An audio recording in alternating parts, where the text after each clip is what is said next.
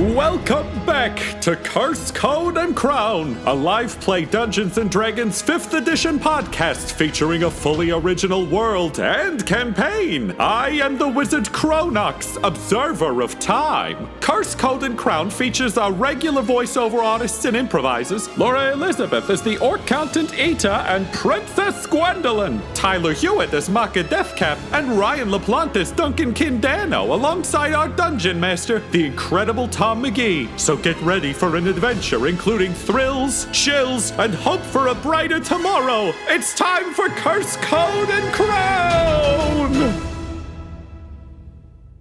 Gwendolyn, you stand several feet behind your most recently decimated body, surrounded by empty suits of armor, with just a ball of rage and frustration building in you. Of all the challenges you've faced to this point, a lot of them have been about the weight of ruling, the decisions you must make, the way that just as one person, your choices will affect the future trajectory of the entire world, and the weight of knowing that if you don't save Orville, it will fall into tremendous darkness. Already has fallen into tremendous darkness. But right now, in this room full of armor and weapons buried deep underground, none of that matters. And as frustrated as you are, there's a freedom to this. Because for the first time, Gwendolyn the warrior is facing off against an enemy. You're not a princess anymore. You're just a pissed off lady in a half-baked suit of armor with Wolverine claws. The massive construct of Karen begins to reform as a massive heap, as we've established, limbs aren't really a thing she cares about. So it's more of just a giant gelatinous cube made of armor begins to roll towards you. No longer princess, merely pissed off warrior. Gwendolyn, what do you do? I mean, it's just... This is a lot of pressure. So, I don't know, just fucking rage attack, blast at her, fucking slashing as much as I can, because fucking hell. So as I'd love to fucking push her fucking whole essence out of that armor that she's in. Okay. So would you rather do that than a slam attack? Or like a slashing attack? Are you going to try and force of will her out of her pile? Yeah, I think I am, because I'm fucking done with this. Okay. Laura, how does your leave the armor ability work again? Sorry, it's been a while. So I mean, that's the thing. I don't really know if there's a mechanic for this, Tom. I'm well aware there isn't. I'm about to build one. Okay. I'm just asking what the you leave your armor thing is so I can build that into whatever solution I make Gotcha. up. Yeah. So I can detach a soul from my body for up to 10 minutes. I move through objects and creatures like they're difficult terrain. I fly at a speed of 40 feet. So normally it's like an attempt to possess a humanoid with like a challenge rating at least 2 less than my level. Okay. That's generally what that is. So here's how I think we're going to spin that. We're going to make this... I think we'll call it it'll be an opposed check. Mm-hmm. I'm going to have you roll with pure con against her, I guess, wisdom. Okay. Okay. So, you look down at the claws in your gauntlets, and at least it's something. So at first you're thinking about what Duncan has taught you. Like, right, I'm going to go stomp on whatever foot I can find and just throw a jab. But this rage is just building in you, and this frustration. And I think also just the fact that an entity like Karen is somehow more powerful. And it unfortunately does echo all of your fears about what your brother will do as the king of Orville, what you might have done as queen of Orville had this all not happened. And suddenly the like, I need to punch this rage becomes a lot more metaphysical.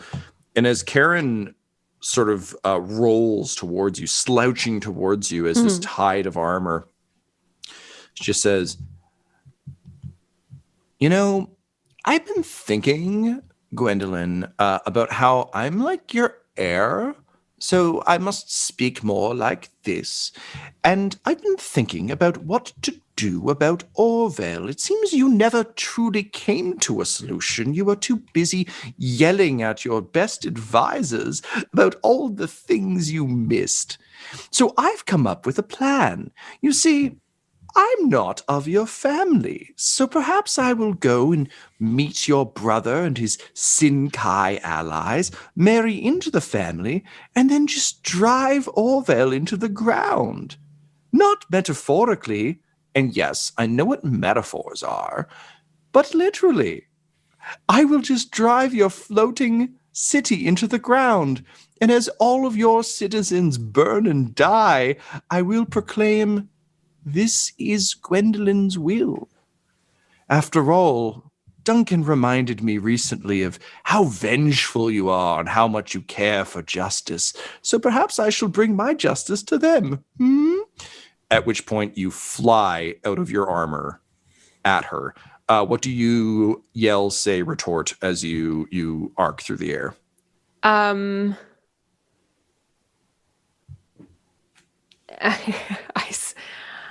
I say,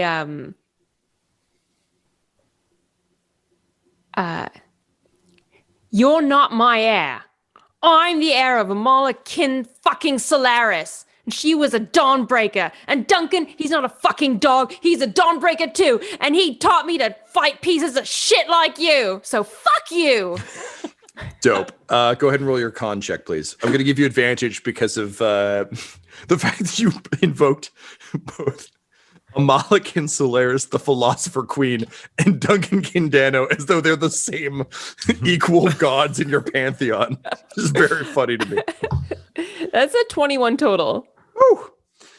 I rolled a 17, which only brings it to a 20. So you fly just like full bore into Karen.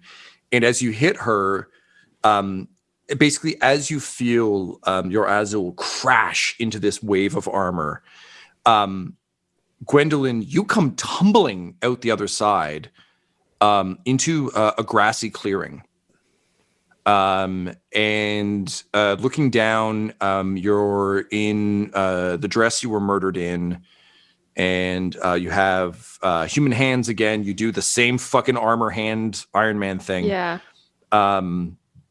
And you look up and you see a small terrier sort of sitting, looking as looking on kind of beside you, almost like he might be aware of your presence, as you view a woman wearing like a very simple peasant's dress, pointed ears, kind of long, scraggly white hair.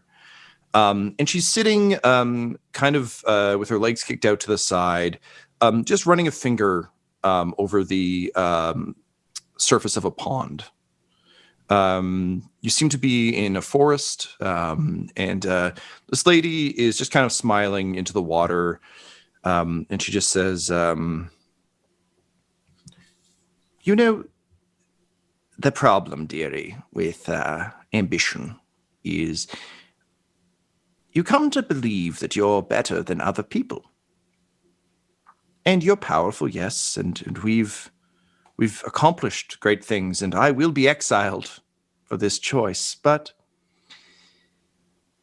you, my dear, are legitimately the worst. The absolute worst. And Gus is not. Gus is kind. Gus is helpful. Gus is excited about what is possible.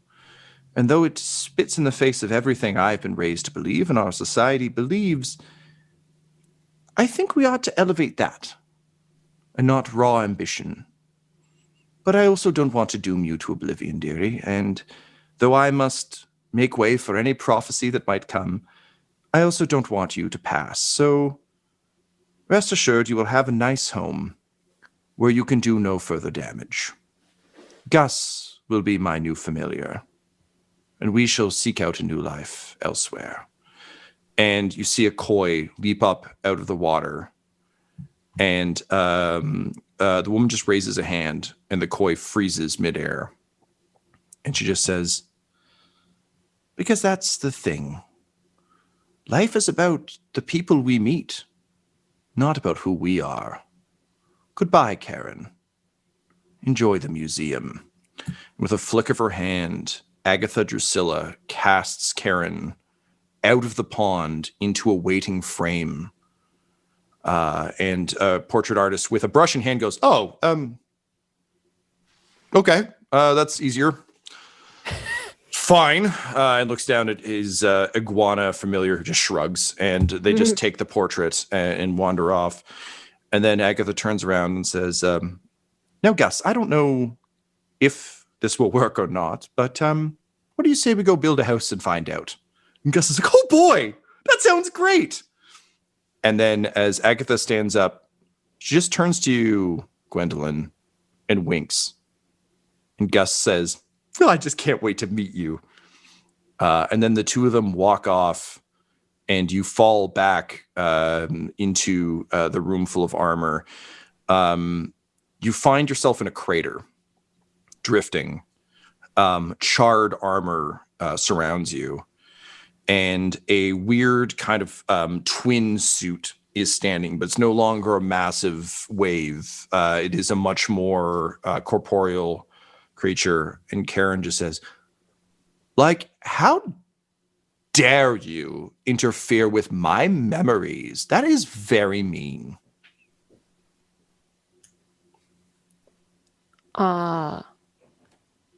Get out.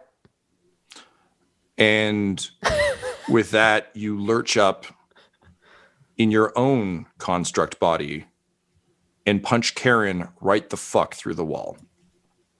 Meanwhile, yes. I mean, don't get too excited. We have to deal with Ida now.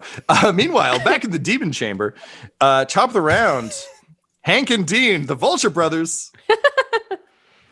All right, so they're going to attack. They have a multi-attack as giant vultures. A little bit of beak and talon action. So that's a natural 20 for Hank. And that's a natural 20 for Dean on the other die. So listen, HBO Max, if you're listening, that's 2 nat 20s. So give us season 9. Yeah. Carry on, sir. All right, so I'm just going to try and roll this all as one big damaging attack. So 2d4.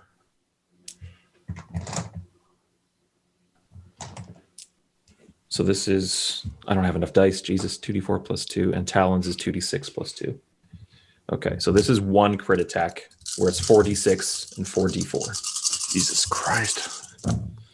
So Hank's damage is 11, 25, 29, 30, 32, 36, 38, and then plus 2 on each. So, Jesus, 42 damage. Holy shit. Okay. And now update my math here. Yep, go ahead. Dean's attack. All right. Yeah, that's cool. I'm keeping track. All right, so that's 11. Did you roll their multi-attack separately, or did you roll once for all of their attacks? I rolled their multi-attacks separately. Yeah. Oh man, this is wild. Fucking vultures, man. Duncan Them may as well retire. Crooked vultures. I also get to add bonuses to all the attacks against it, which I forgot about.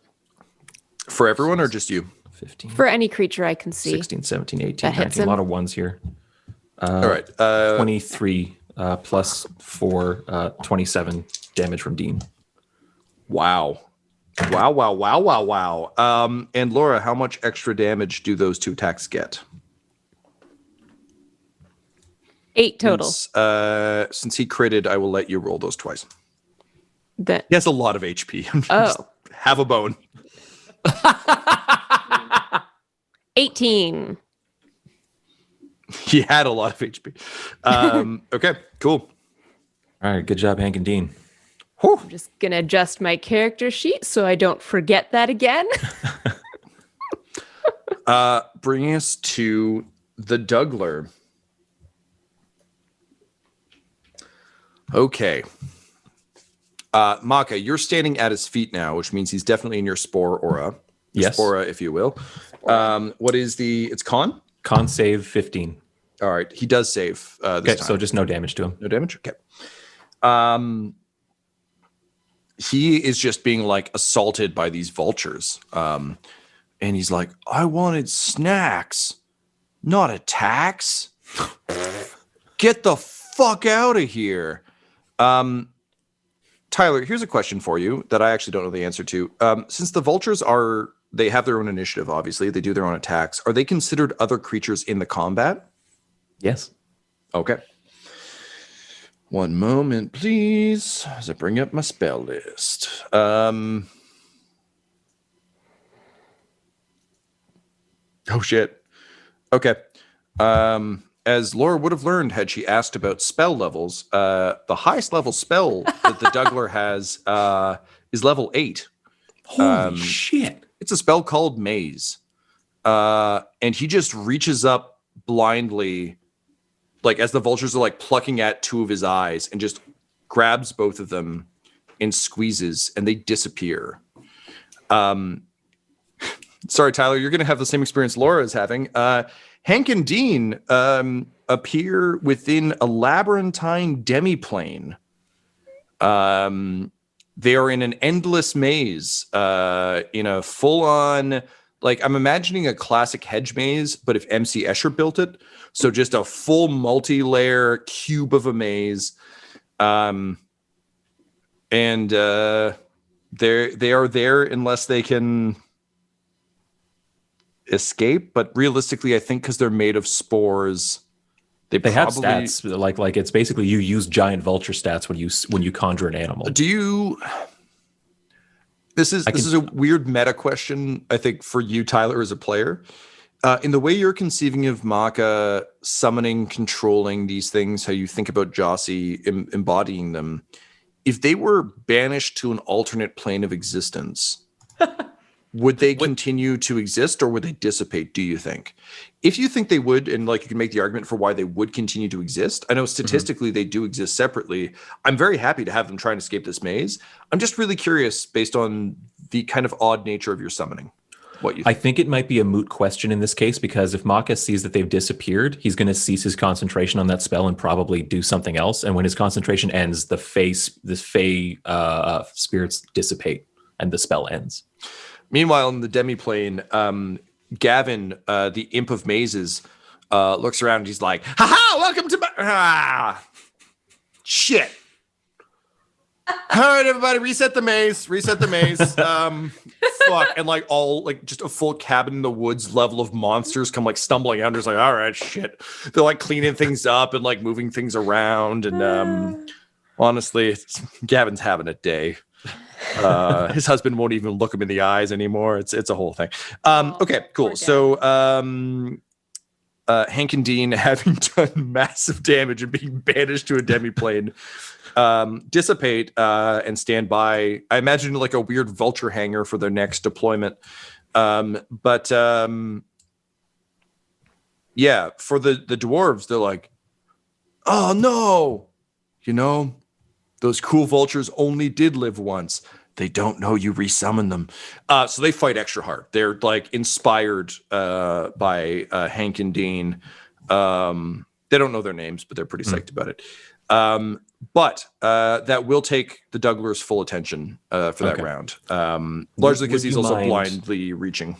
Okay. Would you mind letting me know anytime he kills the dwarves that are down near me? Yeah. Yeah, absolutely. Okay. Actually, let me roll for that now, because that would be on his turn. Okay. There are 6. There are 6 dwarves YOLOing down there. He proceeds to stomp 5 of them to death. Okay.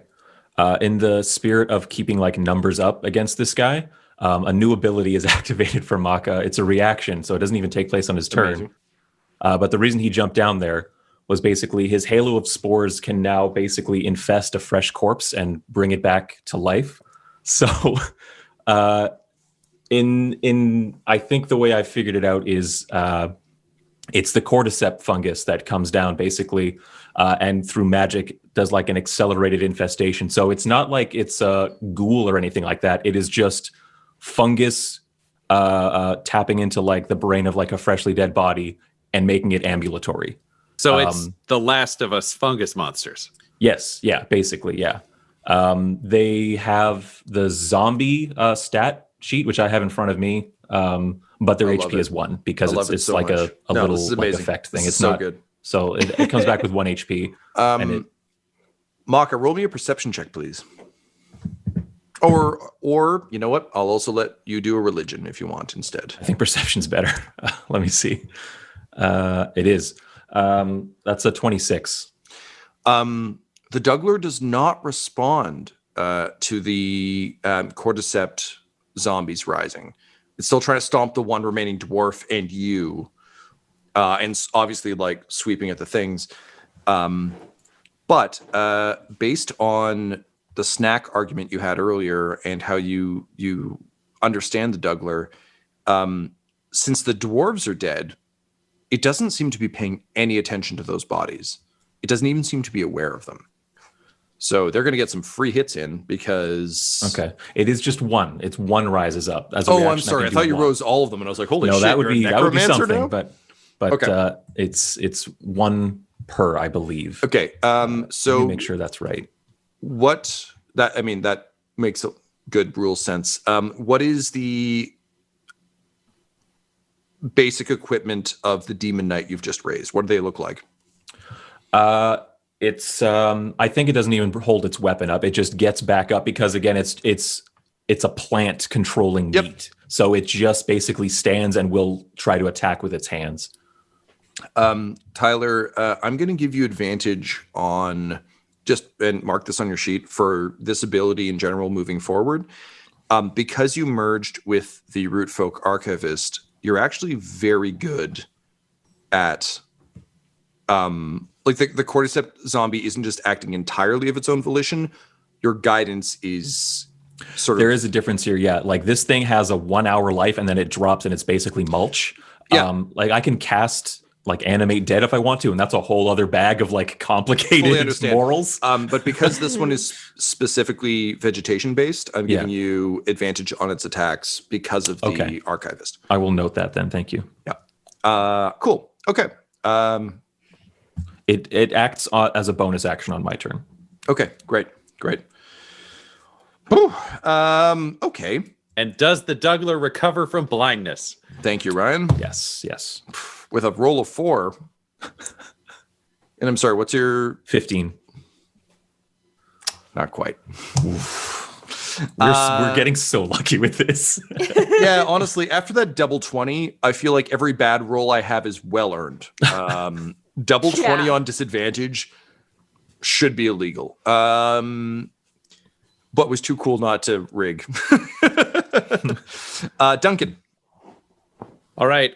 Duncan, who's still dancing around, stabbing at the lower legs, knowing this thing is still blind because it's not paying attention, can't talk loudly, but he says to himself, it's time to send you back to AC hell. And he wants to stab through the back of its ankle with the rapier and try to rip back out through, like, fuck up its ACLs.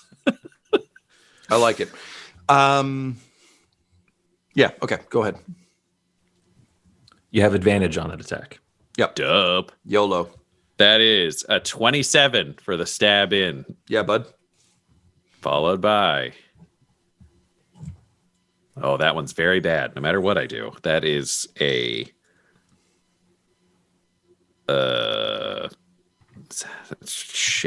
11.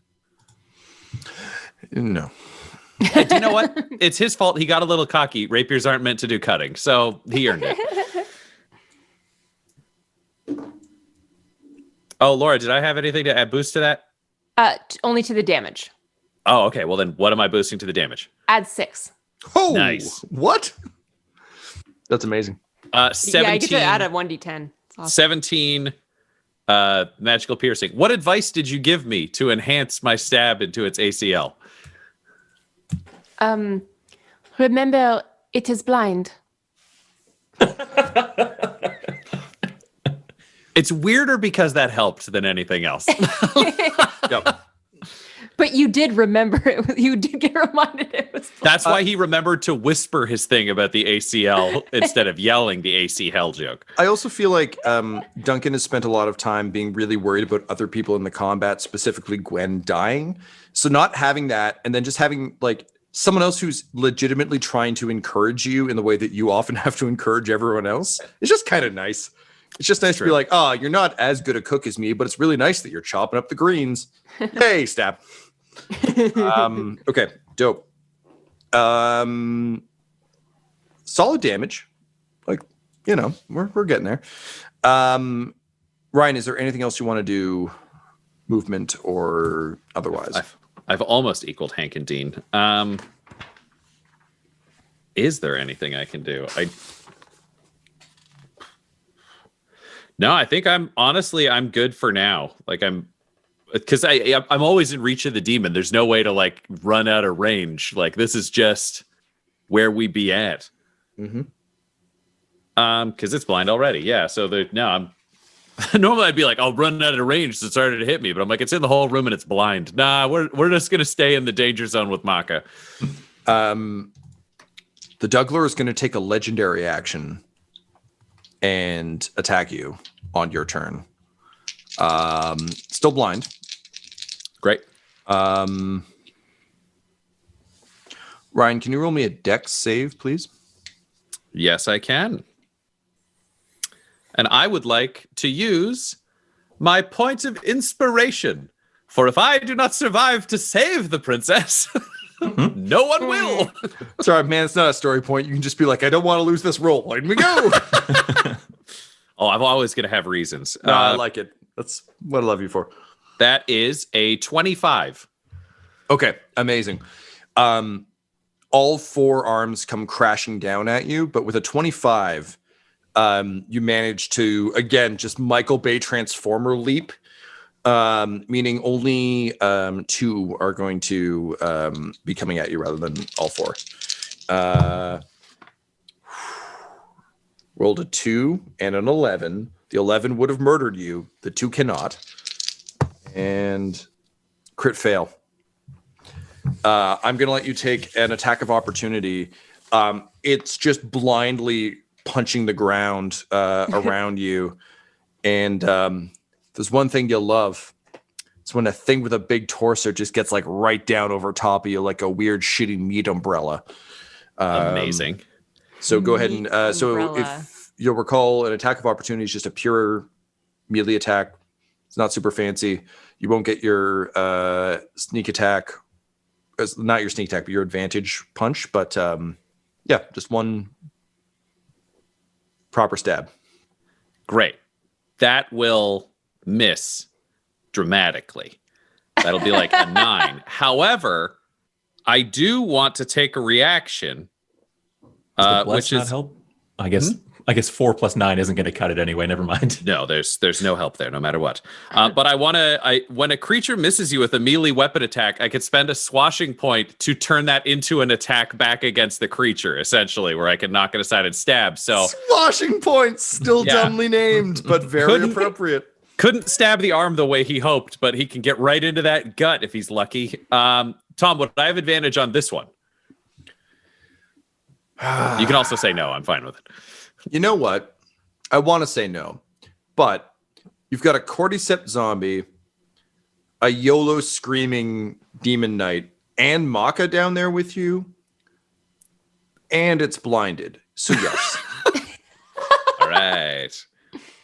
In fact, Ryan, roll that previous attack again. You should have had advantage, not because of everything else that was going on, but because it's blinded.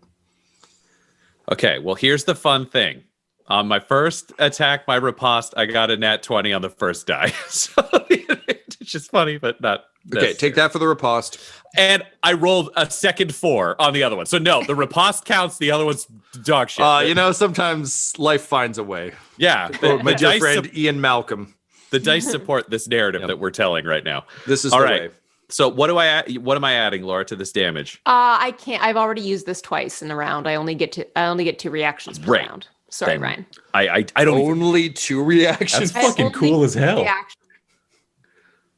I don't even want it. Okay, I've got 14 magical piercing damage to its tummy. Ooh, all right. It is. It's getting down there. It's still up, but it's. I will say, y'all are doing faster damage than I expected, which is very good. Good work, team. Makka. You see Duncan just get like 4 fists come down around him, but it's like Buster Keaton when that house fell on him and he just happened to be in the window that didn't kill him. But if Buster Keaton had a rapier, he jammed into the gut of the house. How's Duncan looking? Duncan is actually looking pretty decent. He's like scratched up and bloody around the edges, but he's not in a condition you would worry about him in a fight right now. Jim Henson movie bloody, so like pretty much fine. Okay. Intellectually horrifying, but like physically not that hurt. He's John McClane at the beginning of Act 2. Oh, wow. Okay. Good metric. I think that's how I'm going to describe my health from now on in life. It's just like, oh, you got a cold? Yeah, I'm John McClane when he didn't have those shoes. I think I'm grandmother's size. I think I'm going to cast Healing Word anyway. It's a bonus action, so it'll do a little less healing, but just we want to keep our big damage dealer topped up. So bonus action to cast Healing Word. I don't even need to be near him. I just sigh heavily and exhale, and these glowing spores come out, and they float over to you, and they start to stitch up your wounds. You're going to heal 8 points of damage. Oh, nice. There's something so beautifully on brand about Makka's Healing Word just being like a sigh. Yeah. And then we're going like ham on this guy. So I'm going to conjure animals again. I'm going to burn another spell slot for that, level 3. And this time I am conjuring a giant constrictor snake. Its size class is huge. And so I have to roll its... I have to Your anaconda don't. Your anaconda don't. Oh, it didn't do great for initiative, which means it actually might get a turn soon, sooner than the top. If it drops it at the bottom, it's in this turn. Yeah.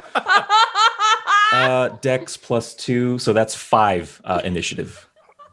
Yeah, man, it goes after Ida. Do you have a name for this? No, I just. All right. So Severus Snake goes in at the bottom there. Okay. Damn, man, that was like, it's so rare to want to fuck up an initiative roll, but Ida got a 9, so like, well done. we're down in this like pit amongst its legs, and Makka just basically extends a hand, and he actually taps into the knowledge of the root folk to think of this creature. So it's like an expanded bestiary now, because you can only conjure forth animals that you've seen, I believe. Very smart. He now knows of the giant constrictor snake, and he basically casts his hand aside, and in his vision in front of him, where there was empty space, as he wipes his hand across, you see the form of the snake as it basically encircles the pit, because it's so long and large. Man, that is rad as hell. All right, great. Yeah. So an anaconda is in. That's probably the easiest name for it, just so we all remember it's massive. Because in my head, I'm like, oh, you throw snakes out of your sleeve. That's fun. But it's like, no.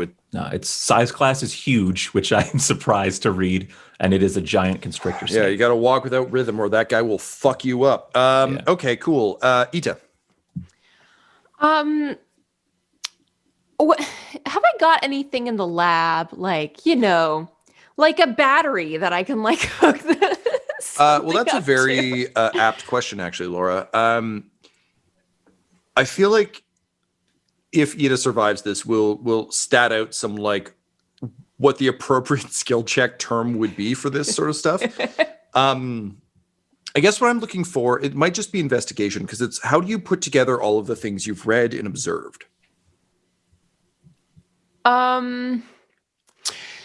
I think, okay, so investigation I think of as more like I'm in a room, I'm looking for a specific clue. I'm looking for something. When I think of like basically putting my It's entire Arcana body is the way you've been putting knowledge, this together, it's right? Arcana. Great. Yeah, Then it's because definitely Arcana. Okay.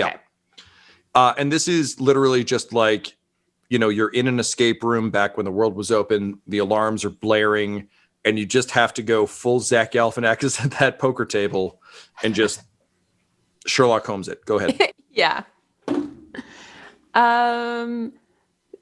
That's a 15.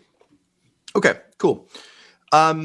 So you're good at understanding the odds. And this thing, particularly given what you know of Trine, is not going to die based on just stabbing it repeatedly. It might go down, but the odds of it just like magically disappearing are pretty low. That said, you also remember the lights. You remember that they were called demon lights earlier. Yeah.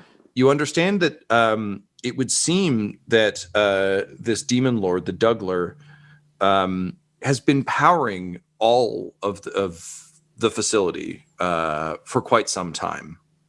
So, unfortunately, the disadvantage to that is you need the Dougler to charge this. There isn't a battery because they've never had batteries. They've always relied on this. Yeah. But if he goes down, all of the cables are still there. All of the equipment is still here. You might be able to repower Sprangbrekh if he drops. And if you can get the call up topside to drop the fortress.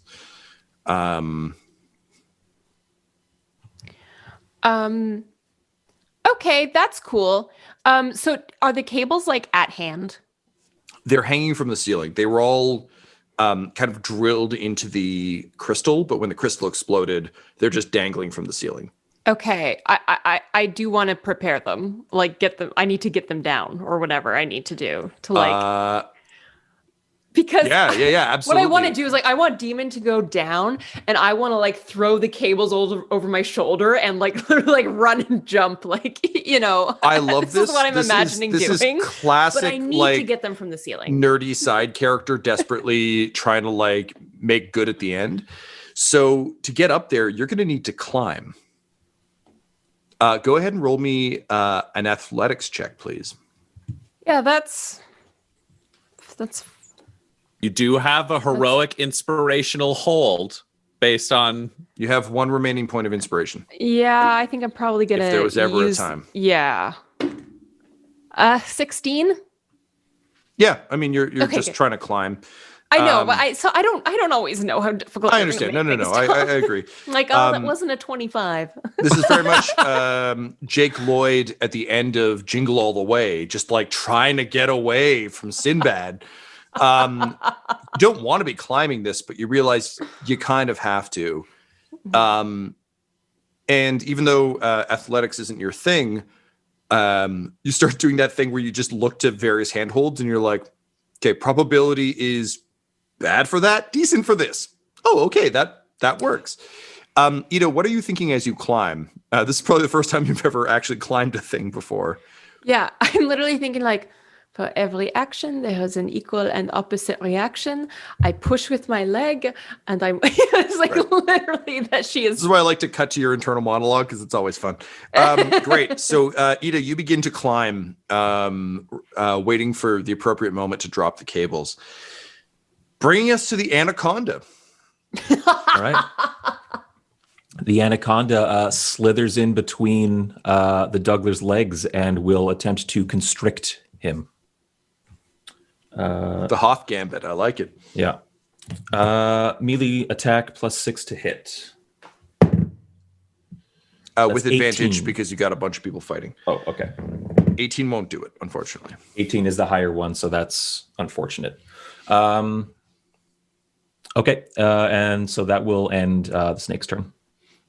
Okay, but still good for Duncan.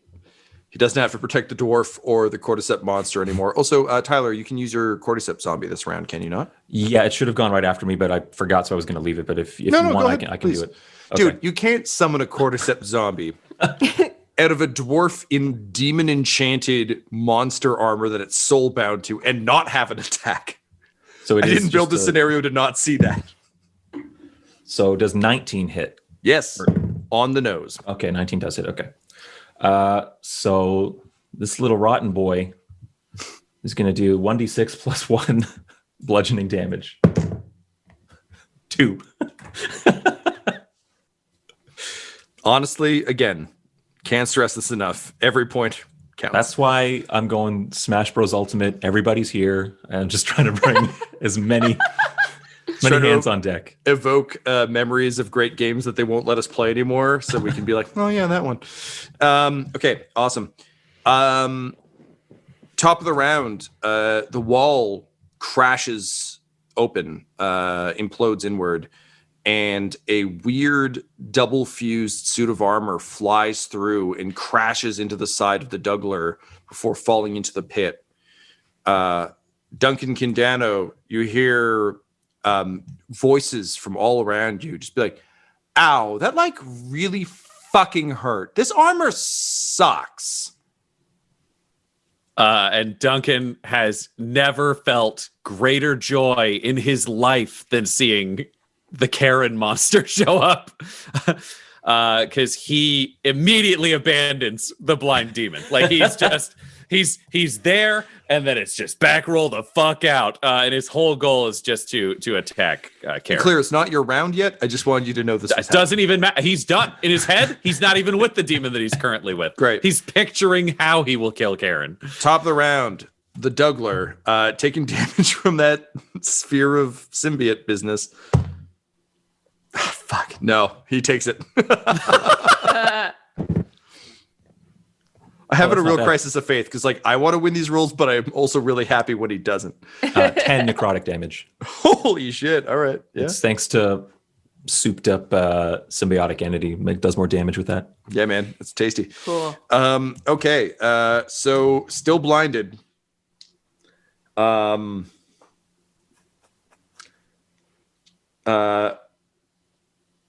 Interesting. Okay. Sorry, I need to look up a spell real quick. Man, if this works, it's gonna be fucking real dumb. Okay, I came up with a song about spores because this is just where my brain's at today. Yeah, We're filling time anyways. When there's spores in your eye, oh, you're going to die from his spores. Hankindinia. That's great. Love it. I don't know why my brain is just doing bad pun songs this episode, but it is. I mean, honestly, Ryan, nothing's going to earn you points of inspiration faster. Not in this case because we're in a boss fight, but anywhere else. Tyler, the Dougler feels a snake winding around his feet, and he's like, "Oh yeah, I was kind of confused about those two winged fuckos, but I think you and I might understand each other." And he casts Dominate Beast. I'm going to need you to roll a Wisdom save for the Anaconda. Anaconda stats. Where are you at? Wisdom plus 0. 18. Just a straight roll. Holy shit. You match it, so you win. Nice. If it meets it, it beats it. Yep. And he's like, "Oh, damn, this Anaconda sucks. Your giant snake sucks. Random person trying to kill me. You know, hey, I thought we were kind of buds, though. I was wrong. You took away my snacks." Well, shit. Yeah, I think that's about all he can do. He has a lot of interesting abilities, but none of them help him in this particular situation. None of them help him being grappled by a snake while blind, Tom? You didn't fighting a bunch this? of people in a pit while blind, while just having been hit in the face by a flying suit of armor. Yeah, no, none of this really plays in. For the record, he's been blind 4 turns in a row. We're going to see if he gets out. Tyler, this is con? It is a con save, yep. 15. All right, there we go. It's a 17. Okay.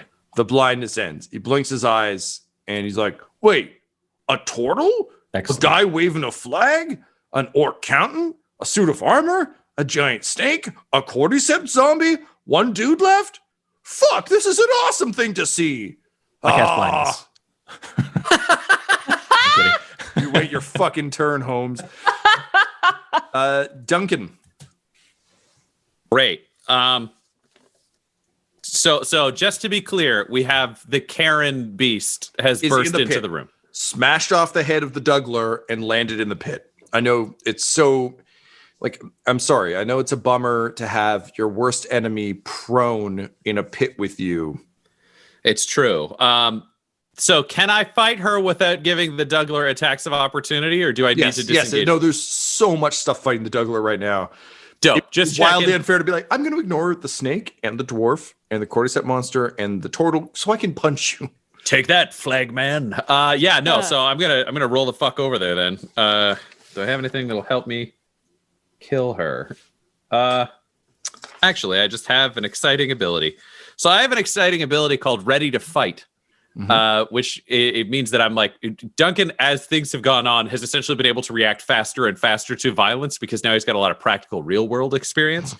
And that means that I have advantage against any creature that hasn't taken a turn in combat yet.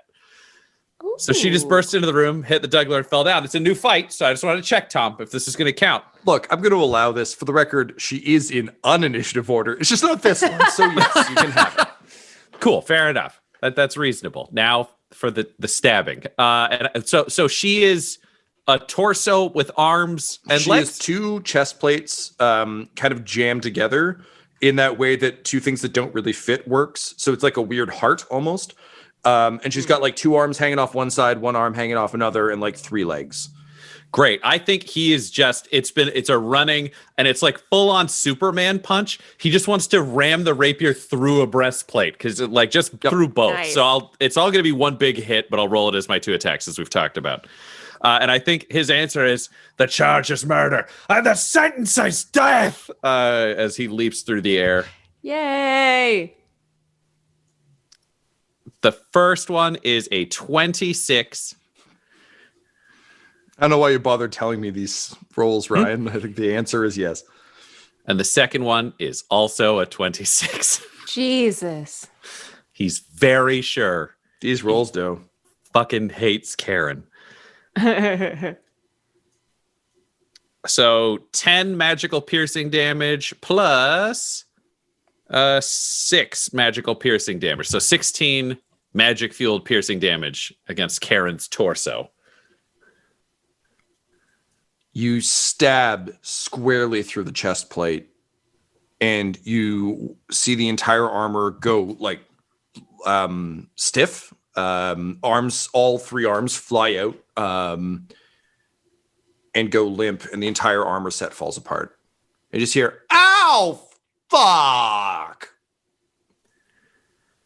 Cool. I think at this point, like, he's still just kicking armor away. Like, he thinks Karen's fucking faking it. He hates her so much. Yeah, which is a good call, because at that point, the armor of Kin Solaris reaches up around your throat and cranks your head back, dragging you to the ground. Makka, you see Duncan get dragged to the ground by the armor in his backpack, hanging off his ass pack specifically, I think we've established. Tom, this is a weird thing, but it exists on my weird skills. This could very well not affect anything, but I am sure-footed and have advantage against being knocked prone, grappled, or incapacitated. Okay, then I will say she grapples you from this, but doesn't knock you prone. Dope. It's instead just like what? Fuck. It's you're just doing a full Bruce Campbell Evil Dead fighting his own hand thing. We're just Nice. like the pack. It's like if Chewbacca got attacked by C-3PO on his bag, just like arms around you, like you're being like kicked like in the dick from behind, from like the leg hanging off. She also isn't a body. She's just a bundle of armor. So she doesn't have a lot of leverage. But you stumble back, but being sure-footed, you don't fall over. I'm fighting a living backpack. Yeah, I'm down. It was going to get real bad, but this is better. Good work. Makka.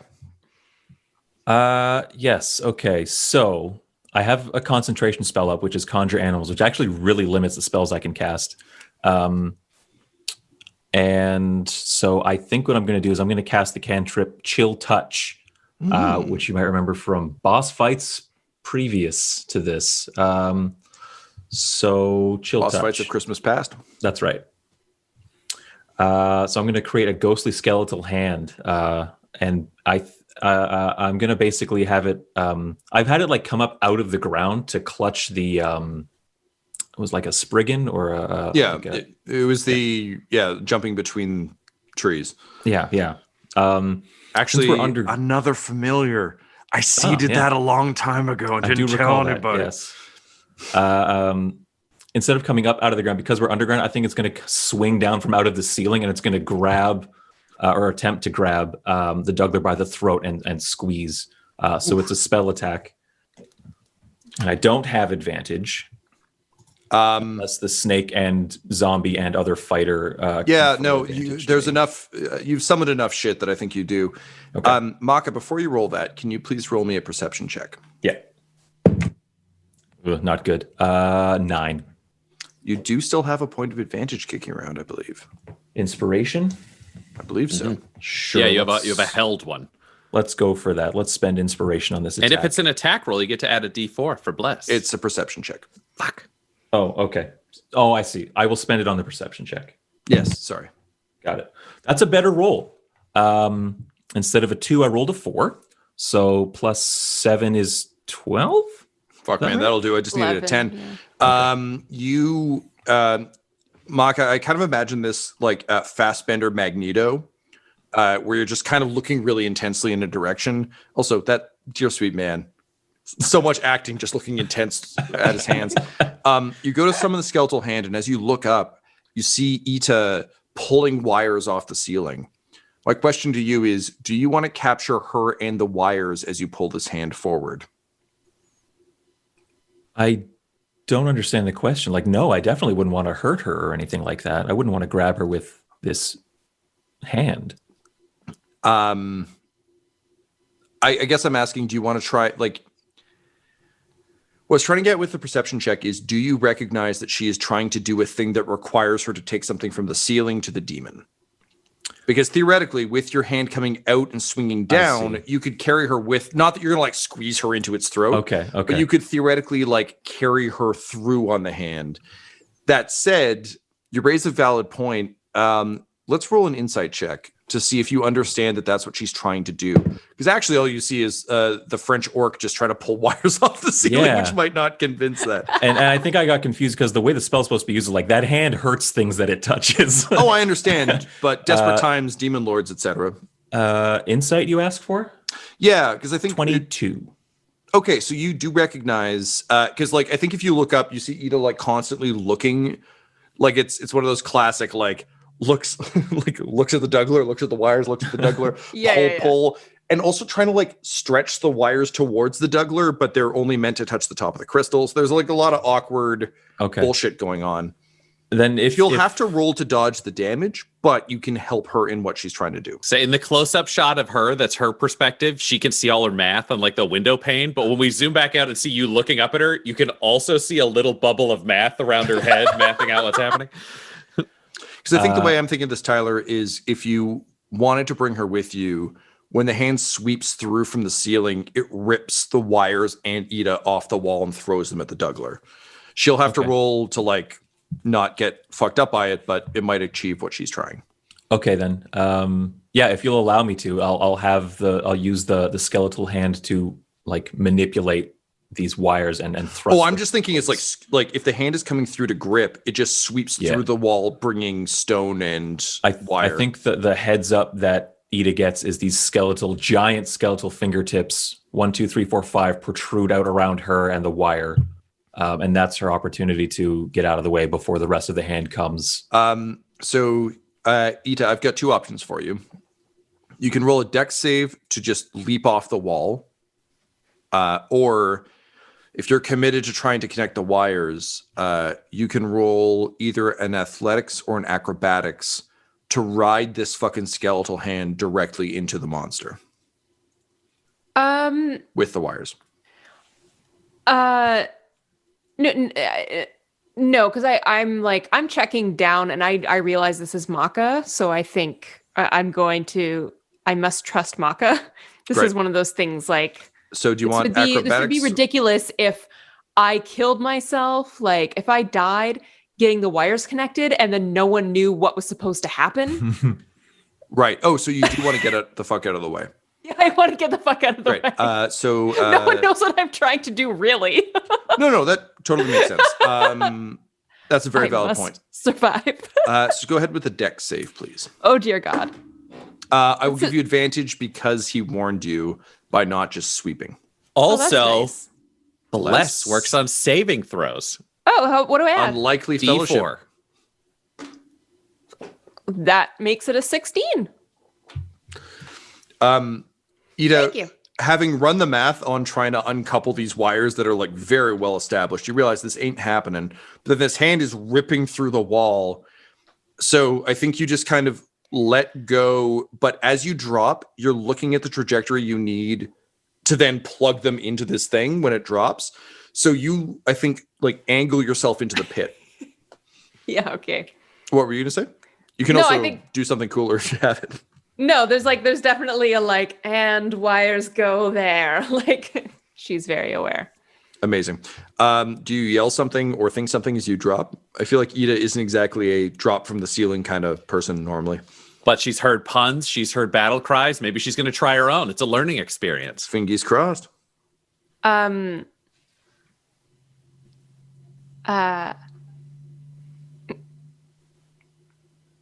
do like free fall. And that's it. Amazing. All right, Makka, go ahead. I'm sorry to interrupt so much of your spell. okay. Go ahead with the hand. Okay. And I'm going to add that D4 that you mentioned from the bless to hit here. The D4 should be rolled once. So that's 3 bonus. And then with advantage, I will roll the D20 twice. That's correct. Okay. Well, 3. So let's hope we get a little better. Better. 16 plus 3, 19 plus 7, 26 to hit. Oh, yeah. Also, keep in mind you have damage bonus from Ita if she chooses to burn Yep. it, which I imagine she does. Okay. Yeah. So This is attacking with the hand, right? Yeah. Okay. The chill skeletal hand connects. Does anything happen with the wires immediately, or should I roll like chill touch damage? Roll your damage. What Ida knows, but the rest of you don't, is if the creature is around, it can just like brush them off. It has to be like dropped for a hot second before you can plug back in. Got it. Okay. So 3 and 7, 10 necrotic damage. And add a 9. I am rolling fucking gangbusters on this D10. Damn, man. It had 17 left. Good work with that extra damage. Whew. So the hand grabs the throat, and the Dougler's like, "Oh no, snacks!" And then it just drives the Dougler's head into the side of the second floor kind of walkway. Just cracks it off that fucking $1 million baby style, and the Dougler collapses. But as it's down, you can see, I was going to say Duncan realizes this, but he's busy floating his backpack. The wounds are starting to heal up. Okay. I will say as it collapses, it crushes the final dwarf. Just got to lower the NPC count. Your cordyceps guy is still up, as is the... Can you control both of them as... Yes. If he freshly drops as a reaction, I can resurrect him with 1 HP as a cordyceps. Well, I was just going to say, like, you can do the anaconda and the cordyceps zombies. Yeah, they're not concentration. The anaconda is concentration. Fuck, man, If I that's lose amazing. concentration, he Nice. disappears. No, I love it. I love it. The zombies Just have wanna 1 HP. That's like they're brought back for a fleeting moment. So, like, literally, if anything happens to them, they drop and All right, turn we're to going to say compost. that the guy who was a cordyceps turns into compost, but there's now a fresh corpse that you can raise. Plus, there's a bunch of other relatively fresh corpses you can still raise. But the Dougler is down. Ita. Makka's still on the second floor. Yep. Nope, I'm down by its feet. Oh, yes. Oh, Yep. you are. I'm sorry, Ida. I said you were going to drop into the pit because you're trying to pull trajectories. Your whole goal is to hit the intercom, so you can be up on the walkway. Okay. Yeah, so I think that was more like almost like javelin the cables into like with a monster. I don't know. Well, so the skeletal hand like dragged them into it, so like it's all okay, perfect. there. It's all perfect. Now you got to climb down. No, the comm's up at the top, right? In the lab. Comm's up top. Didn't you have to climb to the ceiling to get the wires? She jumped down to avoid the hand, so she's actually got in perfect positioning for this. Yeah. It will be crackly. It's not a good connection, but it is a connection. Okay. So we have power. Jurassic Park style, yes. You pick up the phone and there is signal. All right. You push the button. Also, all the little lights are like flickering. They're not fully powered, but they have charge. I said, I just kind of get up the comm and said, attention, please. If everyone would like to survive for the next minute even, I think that all of the stone shapers must collapse the mine. Thank you. Please do that now. Thank you. Eta! He yells for his. How the fuck are we gonna get out of here? Can you wait just... Sir, please put a hold on that. Wait 30 seconds and everyone please run away. Thank you. How are we going to get out of a mine in 30 seconds? There are thousands of innocent demons. You fucking idiot. That's all of Edith's turn. Top of the round. Bottom of the round is Karen. Fuck Karen. Karen begins to choke the life out of you, Duncan. And man, this is fucking frustrating. But it's also like, it's armor on your back. This is a bit of a nightmare. Gwendolyn, I need you to roll a thrown sword attack, please. Yes, I can do that. That's a 22 to hit. Duncan, you're stumbling back. You like get your footing, but also you've seen enough bar brawls to kind of know what a bad situation is. And this is like if four different people were like beating on you from behind. And then all of a sudden you feel pressure on your foot, and you look down, and there's a single boot pressing on your foot. It's an unfamiliar boot. But then looking up, a fucking machine gun blast of armor comes flying out of the hole in the wall. As Gwendolyn, you bring your entire force of will against Karen. Worth mentioning for flavor, Duncan is currently carrying the Ellos blade on his back for a Were you thrown wearing blade it? attack. I wasn't sure. I thought maybe you left it upstairs. No, he would never let that separate from him. So that's with armor him. starts just raining down upon you with no effect, really. It's just raining down like a machine gun. You kind of get what's going on, but I'm going to need you to roll a dex save. I know, that's so bad for you. But a dex save, please, sir.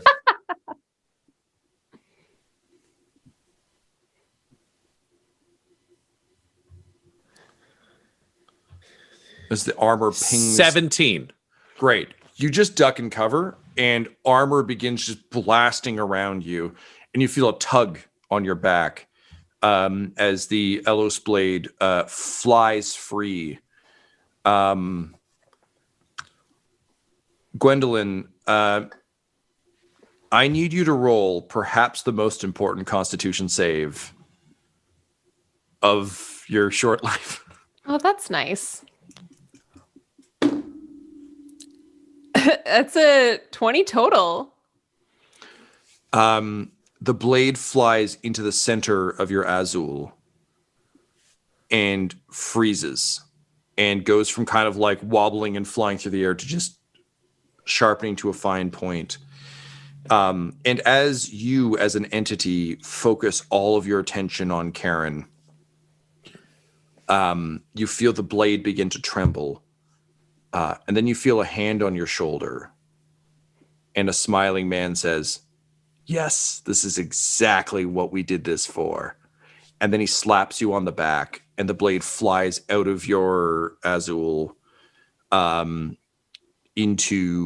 directly into the heart of the armor of Amalekin Solaris, directly through the hole in the shape of the moon of Jossi.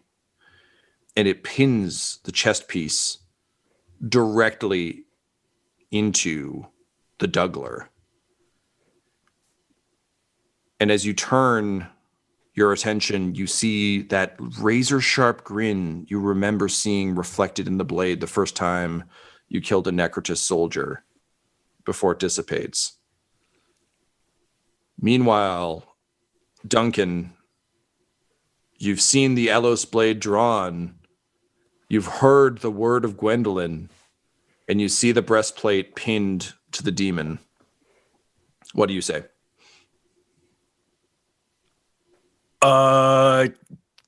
Get and the rest of it, he says as he like shakes out the bag, just like throws the armor towards where he saw the blade float. So the armor falls. Gwendolyn, you feel yourself drawn to the remaining pieces. The chest plate is impaled on the Dougler, and Makka, you amongst the rest of them, but particularly you, I think actually only you in your mind just hear, oh yeah, fish sticks. And Gwendolyn, through the air, you just hear, fucking no! As the Dougler consumes Karen, drawing her essence out of the armor. The chest plate and the Elos blade fall to the ground, and slowly but surely, rolling across the ground like an adorable slow motion video, they reassemble, and you find yourself sitting exhausted, looking up at Duncan, a demon, some wires, an orc countant, and Makka, as the entire chamber begins to rumble. Over the loudspeaker, you hear, hey, yo, everybody, this is President Nagata and President Richard. Yo, this is President Eisenhorn. Hi, I'm President Stave. And a chorus of former presidents give the order to drop Sprangbrekh. You have moments to escape. What do you do? Duncan yells to Makka, like, use magic, asshole! And then he runs over to the intercom, and he's just like, Oils O'Brien! Oils O'Brien! Beam us the hell out of here! Up top, Moyles O'Brien is like, oh, why did we build all of these things as one-way trips? This is fucking stupid. We really got to work on this. And then you hear a ring of explosions above you. The walls begin to tremble. And you can almost feel the air around you compress as everything built above the chamber begins to fall. At which point you hear, well, looks like you fellows are in a spot of trouble. Maybe you need a little friend with a little bit of snap and suspender action, am I right? Look how high my pants are now. And Gatsby pulls up his pants, flips his suspenders, and then double points to the Stonebender, who's like, oh, hey, everybody. It seems like we all need a trip out of here. Well, hippity-skippity, off we go. Hopscotch and a scotch we go. And suddenly you all drop through the floor as Fortress Sprangbrekh collapses on top of you. I was going to say, somehow before we sink through the floor, Duncan has already thrown Gwendolyn over his shoulder to just like fireman carry her wherever. Yep. And then they fall and it's awkward. You fall into the ground, and for a moment you have that same horrible sensation. But then you begin to slide through it, and now it's very controlled, and it's very much like a Magneto doing his fucking magic ball thing. And she's like, sorry there, I lost my mind for a little bit, stuck in my own brain for a bit, but then my old pal Gatsby reminded me about stickball. Hadn't thought about that in a while, really did a good work. Anyway, off we go. And as you float upward, you watch as a long, crystalline, glowing needle at the base of Sprangbrekh Fortress just fucking eviscerates the Dougler. And you honestly only drift a few meters up because now Sprangbrekh Fortress is here. So you kind of go out and around and tumble through a side door to like a crowded airport on Christmas. There are just dwarves fucking everywhere. And you hear all manner of dialects. There's all manner of weird bro culture because they're all still in their 20s. Just some of them are from the 20s. and earlier. And it is just mass chaos. But you spill out sort of through a wall into a corner. The Stone Shaper grabs Gatsby and does the full like V-Day kiss for him. There's celebration. Everyone is like panicked, confused, but y'all are alive, and you have a hot second with each other before the name brand dwarves find you. Gwendolyn, for the final time, you look down at your hands, and they're your hands. And you look down at your chest, and there's the symbol of Jossie that pierced your chest and Karen's. Only now there's like a strange imperfection off of it that seems to be a very surprised, very upset-looking koi burned into it like a scar with little X's over the eyes. And then Duncan finally sets you down. And he's like, don't you ever invite fucking fish people into your body ever again. No familiars. I missed you. And then he'll hug her because that's kind of who he is. I'll give him a hug and be like, you recognized me. You knew it was me. You didn't give up on me. And I just turn around and I see Makka and I just slap him in the face. You didn't. It is good to see you, Gwendolyn. Yes. Yeah, you too. Just like, recognize me next time. There is a talking suit of armor in front of you. What do you do? This is... Excuse me. Can I just lift up your helmet, please? I need to... Nothing inside. This is most perturbing. What energy do you consume to move this way? And as great as that solo duologue would be, it's interrupted by the sounds of, "Oh, you found your princess! I am very excited that you did that. Also, I want you to know, I've decided relationships aren't for me. Only scholarly pursuits. I'm going to the Empire of Numbers to learn like you!" And Jaden runs up and hugs Ida. That is fantastic. When you go, can you try to find out who started the conspiracy? We'll do that.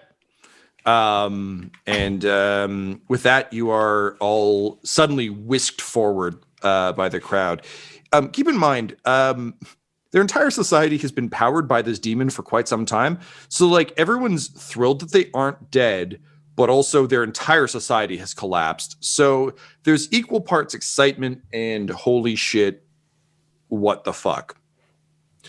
You are ushered to the president's house, where all of the presidents who have managed to find their way back to the office are assembled.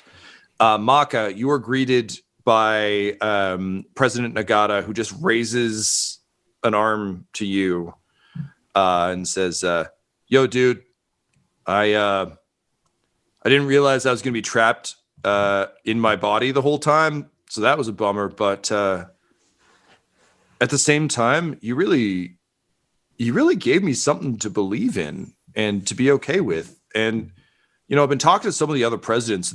Man, they all had a bad time. But you told me I needed to look over the people. So when I realized I was just going to be stuck in a stone body forever, I just realized that's what I would do. I would just watch everyone and take care of them, even just from a distance, and just be like, "You're dope. You're dope. You're dope." And they'd never hear it, but like, that's just what I was going to do. You may have saved me by helping me cross over, man. And I don't know what any of our futures look like, but that's pretty rad. I don't know what your life is like outside of this adventure thing you're doing, but thank you. I think you got it right. You are welcome, Nagata. And do not forget, that it is also you who is dope. Makka will, like, as if that's like powerful wisdom, will like nod sagely and like, Honestly, she is like, this is a revelation. yeah. You are welcomed into the president's mansion. And again, equal parts trepidation and excitement. As is common in your travels, an entire society has been wildly disrupted, but the gray is gone. As everyone kind of relates their experiences, it becomes clear that the Dougler, who they thought was just being basically used as a battery, was actually using them as like a lazy fast food snack. Their proximity and complete inability or interest in examining why they were all dying so fast meant he had a permanent food solution until you dropped a fortress on him. So Sprangbrekh is now in complete chaos, but has a way forward. And Makka, for you, it's almost like the air was stale and now the air is fresh. Yeah, Makka That has said, everyone in this colony is roughly like 18 to 30. So they've got a weird ride ahead. But the balance has been restored. And sorry, Tyler, you were going to say. I was just saying, like Makka feels just immense satisfaction by playing a part in eliminating this graying affliction from the cycle, knowing now that like life can flourish, reach its natural end, and then return to the earth as it should.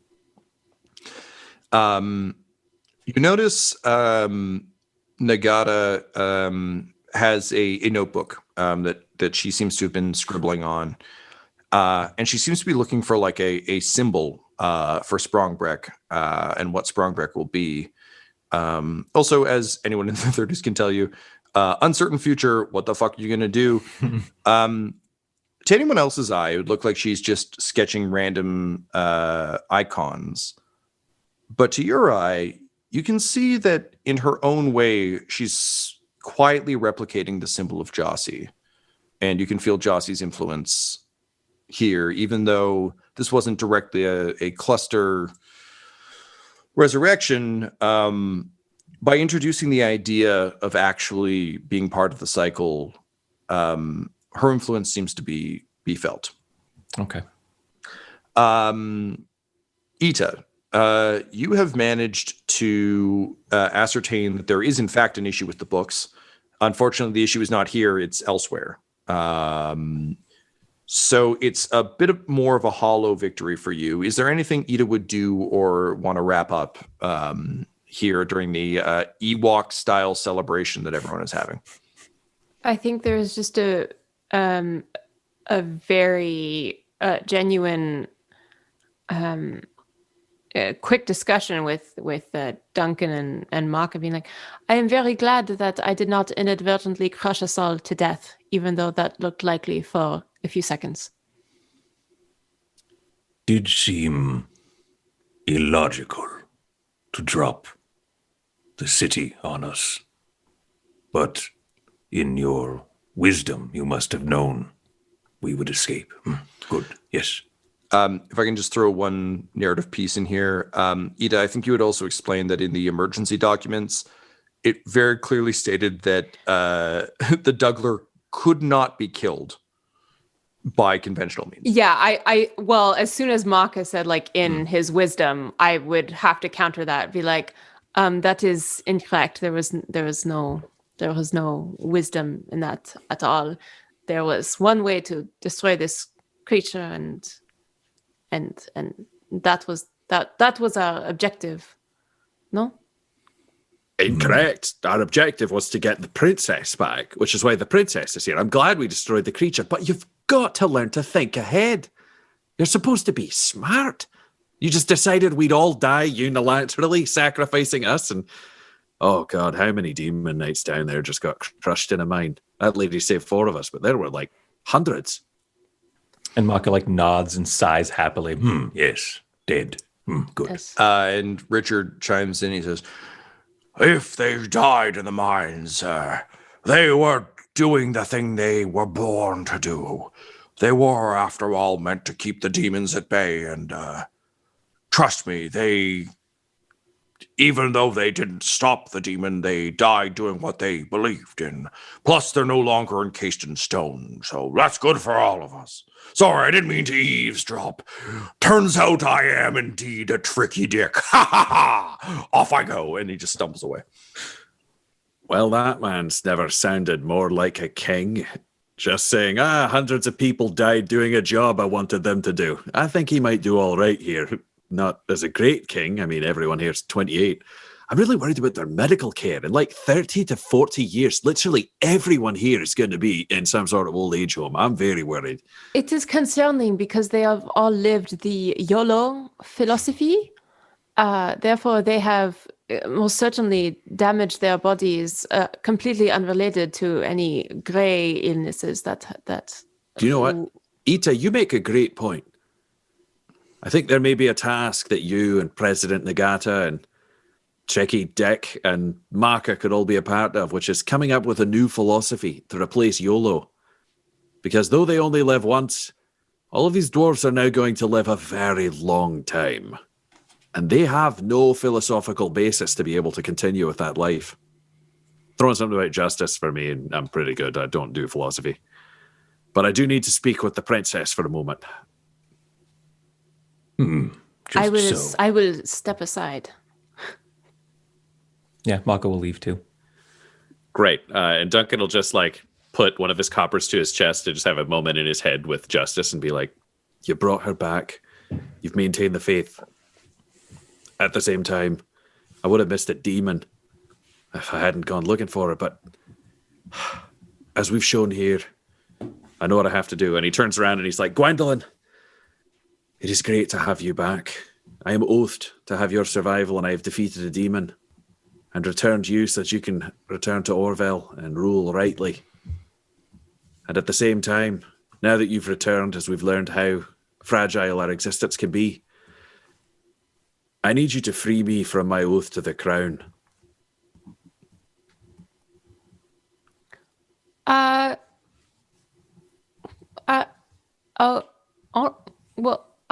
Well, I mean, that's fine. Yeah, sure, you're free. I mean, I kind of thought you were like doing this voluntarily. What? Well, I mean, just like, you know, because like, I thought you were like, oh, yes, we have to make things right in the world. Let's get Gwendolyn back and defeat the evil shit. And Well, I mean, vaguely, yes, but remember when you were in charge and you made all of the decisions and I let you make all of the decisions and many of them were terrible, but I was oath sworn to the crown of Orville?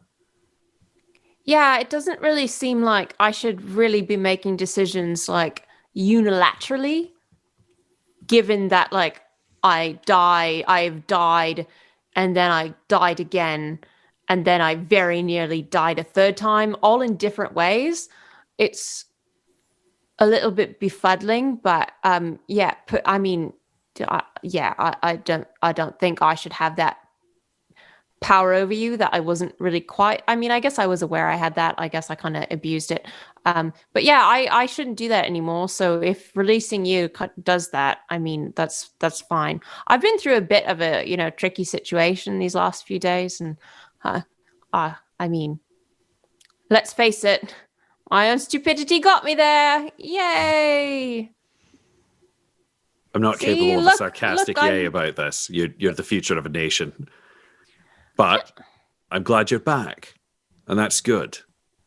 And I'm glad you're freeing me from this oath, but I need you to say that you free me from the fourth oath of the Dawnbreakers in terms of its legitimacy to the crown, so I can just be sworn to the code.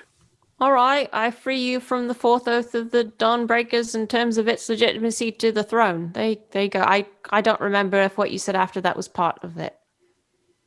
And then he winces and puts his copper to his chest and just has to think to Justice, did that count? Because it really feels with the tone like it should not be binding, but technically it is. And then I think at that point he's like, all right, but now we've got you back. Tell me about the journey that you've been on. And I will do my best not to criticize, but just to listen, because I feel like what you need is a friend. I also feel like your best in that respect isn't very good. It's a good start. It's a great start. Do you know what? Maybe you could take some time to think. He'll just turn and storm off like he does. So the party spends a fraught night, as indeed Sprangbrekh does, or Sprangbrekh, or the village of Strong, as it was initially called. But eventually, Gwendolyn, Duncan. Well, actually, sorry. There's one thing that occurs before that. Duncan, you're approached twice before the evening is done. The first time, you kind of storm off from Gwendolyn, and you're salty about it. You're also I think he's also a little happily salty. I will note, like, this is no. I'm 100% with you. But this is the parent who's very constantly frustrated with their daughter, and then she runs away and it's panic stricken, and then she comes back and it's still a little shit, but it's like a happier frustrated than it ever was before. 100%, and like you're also, I think, storming off is kind of your like like your base level response. So you kind of storm away happily. And of course, before the night is out, the two of you will reconnect and speak further.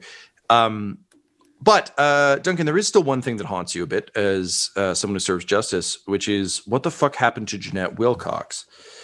And to your surprise, you actually see an angry dwarven lady who has a very unfortunate face tattoo, marching Sandra into the president's office. And the lady's like, yo, hey, tubular dudes, listen, I was just like having a radical time when this motherfucker poisoned me. Yeah, I grayed out, but I was unconscious for months first. And like there's kind of like a record skip and everyone like turns to look. And Sandra is just like shooting like side eye at everyone. She's like, yeah, she realized that if she could just drug me until I grayed out, she could just take everything I taught her and just become the master sooner. And it occurs to you, Duncan, that the justice system here is going to be kind of fucked because there's probably a lot of people who abuse the gray in weird ways. But sure enough, it turns out that Sandra poisoned her master, who was teaching her the ways of stone shaping, in the hopes of becoming a master faster than most other apprentices. However, with the gray having disappeared, now literally everyone who was ever wronged, slighted, or murdered in a non-like stabby way is back around. And Sandra sighs and is like, yeah, okay, fine. I poisoned her. And I killed Jeanette. She learned from this fucking guy's armor that all you were trapped in your stupid suits, and I thought if I took her out, then maybe Jaden could still win. But then he fucking abdicated. So you know what? Just call this Sandra's revenge. And then she gets punched in the side of the head by her the person who trained her, and she's like, "We'll deal with this situation later." But yes, as it turns out.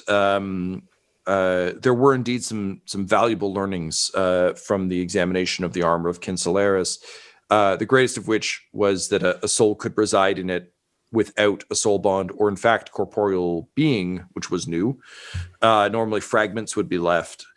But upon learning this, Sandra murdered Jeanette in order to hope that Jaden could just push them up and over so she could continue to be cool at stone shaping until she grayed. Unfortunately, due to your intercession, her master was able to call her out, and she confessed to the crime. It would have got away with it if it wasn't for you and your meddling turtle, she says before being dragged out of the room. But with that, a few people mention that they're curious about Jeanette's notes, and as a result, they review what she looked into. And you basically have like 6 very excited, recently defrosted people who want to explain the armor to you. So Duncan, what you learn is that the armor is in fact void of any spiritual anchor at all. No one is soul bonded to it, with the exception perhaps of Gwendolyn. But even she isn't bonded in the way they would traditionally bond armor. What's interesting is there is no trace of Freckland the Tall. That said, there is evidence of Necrotis influence on the armor. And the various armorers suggest that perhaps the influence of the Necrotis itself ate away whatever remnants of Freckland were in the armor, meaning the armor was in fact an empty shell when donned by Amala. Makka, as you continue to kind of try and wrap your head around what you experienced in the Bone Spurs, the fact that the Necrotis, whatever strain the Necrotis is, can eat away the essence of someone it doesn't infect, because you've encountered people who had remnants of themselves within the Necrotis being. This all sounds vaguely spore-like to you. This sounds like what would happen if organic material was left in metal buried in the ground. And with a bit of a falling, like a pit of your stomach feeling, you get the sense that perhaps the Necrotis is more tied to the cluster than you initially suspected. You felt a separate cluster in the Bone Spurs, and this would seem to follow through on that. The good news for you, Duncan, is that Amala was not a weird, horrible murder monster, but more importantly, that by rights, with no trace of Freckland left, the armor now is no longer the armor of Amala Solaris or Freckland the Tall, but the armor of Gwendolyn Kinsolaris. That is satisfying. And I think where he would take that knowledge that night, because I doubt they'd race out kind of thing, he swore an oath to that priest that he would have a drink with him after all of this was done. And at this point, all of this is definitely done. So he would go and have a drink with the priest. But more importantly, there were the leftover bits of the armor that Karen had worn that were left there. And he would collect the faceplate that looked like Gwendolyn. And he would bring that to Gwendolyn as the, like, welcome back Apollo, like they approaching around the fire after their day of their like tense kind of battles. And he would just kind of, he stormed off. They didn't talk, but they will, because they got to be friends. And he kind of goes back, and that's his gift. Like, I don't know if there's a fire. I don't know what the equivalent, like, where would Gwendolyn spend the night now that Gwendolyn's back in a body in Sprangbrekh? Normally it would be like, oh, we're sitting around a fire at a camp. Ryan, I think we could safely say this could happen after you leave Sprangbrekh rather than just that. Perfect. Night. There's a lot so it is on. Around a campfire. Have a drink with the priest. The Council of Presidents bids you farewell, thanks you, and the Stone Shaper that you freed from the mines helps bring you back up to the surface. And she just says, well, looks like this is, and obviously Gatsby's there too. And she's like, well, seems like you're well on your way, and I wish the best for both of you. I would like to say on behalf of all of our people, I remember history perhaps better than some, and the way humans were used in the past was quite reprehensible. I've had a lot of time to reflect about this, and I never sat right with me in the first place. Honestly, I remember my great-great-great-great-grandpappy passing a story down about the gift that had been brought here from the people in the shiny bits. Sinkai, he called them. And I know that people tended to just believe that the gift of the humans was just a nice thing to make everything go a little bit easier. But that never sat right with me. Humans, from what I had heard, were always an intelligent and self-aware people. What all of us, both down under and on ground here, did to your people was reprehensible. And I intend to make sure people know about it. Isn't that right, Gatsby, baby? And he's like, yes, I also have this voice. I agree. And he snaps his suspenders. Goodbye. And they sink back into the ground. Duncan had no response because slavery is bad is so self-evident that you don't have to give somebody a pat on the back for saying it. Oh, absolutely. I was more curious whether the Sinkai thing hit... Oh, yeah. Yeah. Yeah, that's right fucked. And with that, you make your way kind of, I think, awkwardly away from the entrance of the giant pit behind you, where Sprangbrekh was previously. It's late. You're exhausted. The farewells were tiring, but now there are 4 of you, which is nice. And no Karen, so like aces. You set up camp for the night, not too far from where you killed the frost salamander. And Duncan, you get to have your moment with Gwendolyn. Yeah, I think he'd just kind of go up to the, or maybe, you know what? I don't know where Gwendolyn's asleep, but whatever the tent situation is, she's got her hands full of dirt jammed in her face or whatever. And he'd just reach over and like, sorry? I'm collecting it. Perfect. Well, he and then he'd like reach over and like tap you, and it would ring a little bit, and that would be like weirdly satisfying for him after so much time away from embodied armor. And he'd be like, Princess, as you may have heard, the armor was the armor of Frecklin the Tall, and the armor was the armor of Amalekin Solaris, and it was the armor of Karen, an insane familiar that we damned to hell.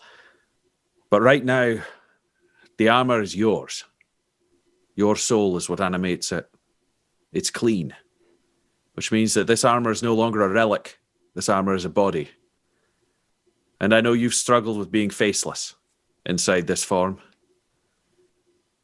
And Karen had a face made that's actually pretty reasonably put together. So if you want to claim this suit as your own and have your own imprint, this is for you. And he hands over the like finely carved metal face of Gwendolyn when she was alive that can be merged with the suit and the helmet, should she so please. And Duncan, as you do so, you notice a winged blade imprinted in the forehead, symbol of justice. Oh, fuck yeah, I nailed it, he says to himself as he hands it over. He needed a sign that things were working, and now he's just fucking psyched. Yeah, this doesn't have any like essence of Karen left on it, does it? Gwendolyn, you reach out with the abilities you've ascertained from your kind of time as Pure Azul. Yeah. There is no trace of Karen anywhere. Well, shit, sure. This will make it easier for people to identify me. I am who I say I am. And Gwendolyn, you carefully put the faceplate into the empty helm and realize, like, it's not like having a face suddenly. No, it's just kind of there. So I feel like this is maybe more meaningful to other people.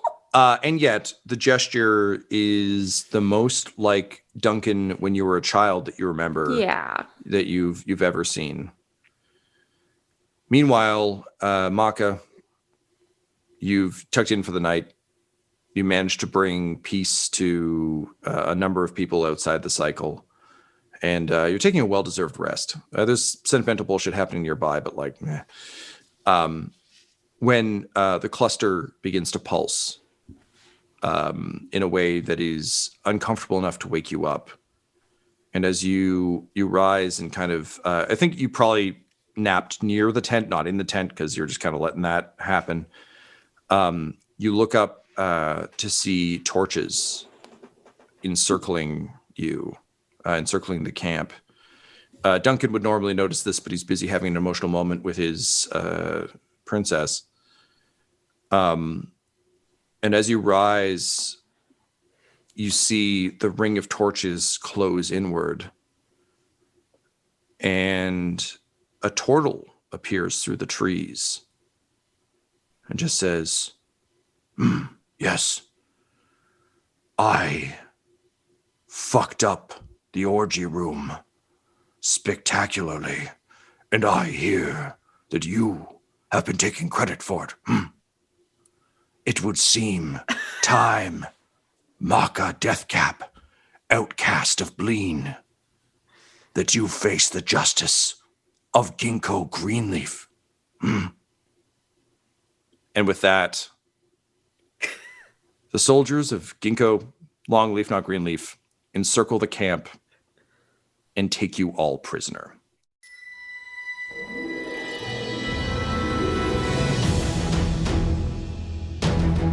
This episode of Curse Code and Crowd Sound was mixed and edited by Laura Hamstra, and the campaign was created by Tom McGee. Our original theme music was composed by Landon Knoblock, and Curse Code and Crowd's logo was created by the brilliant Decapitated Markers. If you want to follow our players or our DM on Twitter, you can reach out to Laura at EL Hamstring, Ryan at the Ryan LaPlante, Tyler at Tyler_Hewitt, Tom McGee at McGeeTD, or you can message our whole company at DumDumDice. So please, join us again for more Curse, Code, and Crown!